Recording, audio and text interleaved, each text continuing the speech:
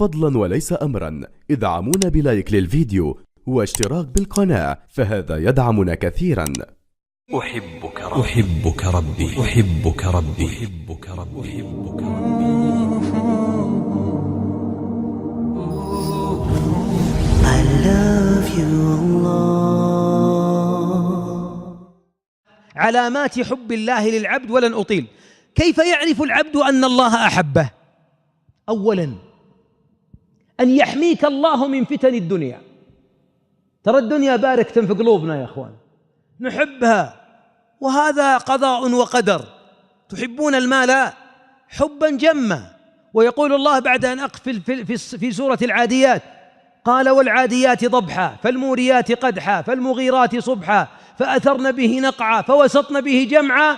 هذه 5 أقسام. جواب القسم إن الإنسان لربه لكنود جحود وإنه على ذلك لشهيد وإنه لحب الخير لشديد. الخير هو المال الدنيا، ولذلك حبنا لها يعمينا ويصمينا ويجعلنا نخلص لها ونعادي فيها ونحب فيها. لكن من علامات حب الله لك أن يجعل الدنيا في يدك، فلا تفتنك امرأة. ما تلاحظون بعض الناس ما انفتن مع الناس بالصور ولا باليوتيوب ولا بالسفريات المحرمة ولا بالحرام، يرى الربا أمامه والحرام أمامه ويكتبون اسمه في الانتداب وخارج الدوام وينزل اسمه أنا ما رحت انتداب، وخارج دوام أنا ما داومت في خارج الدوام حتى تعطوني. يا ابن الحلال انفع نفسك 20,000 خلصها خلا تمشي. لا يا حبيبي، ولا ريال حرام، أنا أحب الله أكثر من الدنيا، الله صادفني عنها. هذا من علامات حب الله أن يصرفك عن الفتن كلها. الثاني أن يبتليك. أحبابي، وهذه كل منا يقول اللهم إنا نعوذ بك من جهد البلاء. من علامات حب الله أن يبتليك في نفسك أو ولدك أم مالك أو يعاديك من كان حولك. ولذلك في الحديث إذا أحب الله عبدا أصاب منه ابتلاه، ولا يزال البلاء بأحدكم حتى يمشي على الأرض وليس عليه خطيئة.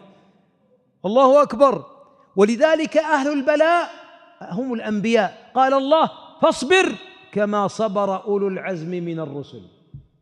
وأخبر الحبيب عندما أتاه أصحابه يسألونه أن يدعو لهم قال إنكم قوم تستعجلون. كان من كان قبلكم يؤتى به فينشر ما بين لحمه وعظمه. ابتلاءات، وليقترى اللي ينشر هذا مفرقه من أحباب الله، من أولياء الله، من عباده، ممن يحبهم، لكن لهم منازل في الجنة لا يصلونها إلا بالصبر على البلاء. ولذلك أحبهم. ولذلك عندما نجى الله أيوب من الابتلاء قال إنا وجدناه صابرا نعم العبد. نعم العبد. 18 سنة قيح وأبنائه يموتون وزوجاته ولا تبقى إلا زوجة وتبيع شعرها وتخدم في البيوت. فلما رأى كل الأبواب كرهه الناس، قذره الناس، احتقروا زوجته، باعت ضفائرها، رفع العين وهو على الأرض والقيح يتفجر قال رب إني مسني الضر وأنت أرحم الراحمين فاستجبنا له. اركض برجلك، هذا مغتسل بارد وشراب. إذن البلاء من علامات حب الله. أيضا أن ينشر الله لك القبول في الأرض. وإياك أن تعادي عبدا أحبه الله فنشر القبول له، تجي عادة ناطحه ولا تناكفه وإلا أنك تعاديه أو تكذب عليه أو تحاول إسقاطه. أقبح عباد الله فوق الأرض من يريدون أن يرفعوا حب الله لعبد، يبون يرفعون حب الله من الأرض. والله يا أخي مغفلين.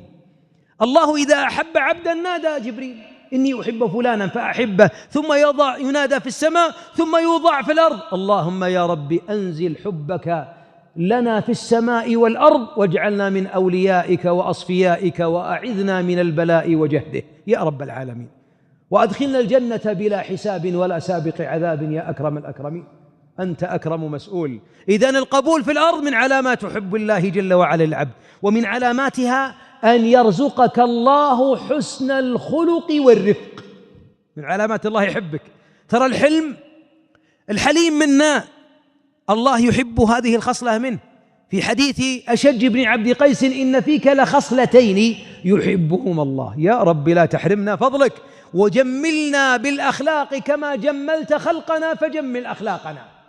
من علامات حب الله أن يهديك للخلق الحسن، أن يهديك لطلاقة الوجه، أن يهديك لبذل نفسك للناس، أن يهديك للصبر على الأذى، أن يهديك للكرم، أن يهديك لصلة الرحم، أن يهديك لإكساب المعدوم. ولذلك الحبيب قبل أن يكون نبيا هيأه الله وصنعه ربي على عينه، فجعله من أحسن بل أحسن الخلق خلقا. فلما أتى من غار حراء قال: زملوني. انظر الزوجة الصالحة: كلا أبشر والله لا يخزيك الله، إنك لتصل الرحم، إنك لتكسب المعدوم، إنك لتعين على نوائب الدهر، إنك لتقري الضيف. معنى ذلك أن الله اصطفاك بهذه الرسالة لأن أخلاقك أخلاق العظماء، بل هو خير الورى بأبيه وأمه. فمن علامات حب الله أن يرزقك حسن الخلق. اسألوا الله. كان الحبيب ماذا يقول؟ خلنا ندعوها صدق: اللهم آت نفوسنا تقواها، يا رب زكها، أنت خير من زكاها، أنت وليها ومولاها. اللهم كما حسنت خلقنا فحسن أخلاقنا، يا رب اهدنا لأحسن الأخلاق، لا يهدي لأحسنها إلا أنت، واصرف عنا سيئها، لا يصرف عنا سيئها إلا أنت. فإن الله إذا شاء بك خيرا جمل باطنك كما جمل ظاهرك. والله جميل، الله جميل ويحب الجمال، ومن أعظم الجمال جمال الخلق.